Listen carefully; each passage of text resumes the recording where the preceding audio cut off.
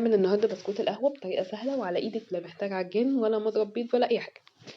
حطيت 100 جرام زبدة بدرجة حرارة الغرفة، لو هستبدلها بسمنة هتبقى ساقعة من التلاجة. 100 جرام زيت وعليهم 100 جرام سكر بودرة، دول نص كوباية، نص كوباية من دي ونص كوباية من دي ونص كوباية من دي، اوكي، عشان اللي معندوش ميزان.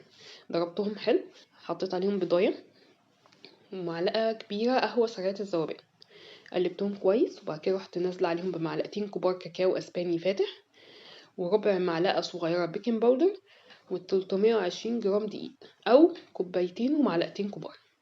قلبتهم حلو، اول ما يتشكلوا معايا العجينة كويسة متماسكة ما بتشققش، بشكلهم على شكل حبيبات القهوة وبدخلهم فرن 180 درجة بياخدوا بالظبط 20 دقيقة. اول ما يبتدي تلاقي البسكوتة من تحت اتحمرت بتديها دقيقتين كمان وتروحي قافلة. كده بسكوت القهوة بتاعنا خلص. وصفة سهلة وبسيطة وسريعة، جربوها هتعجبكم جدا.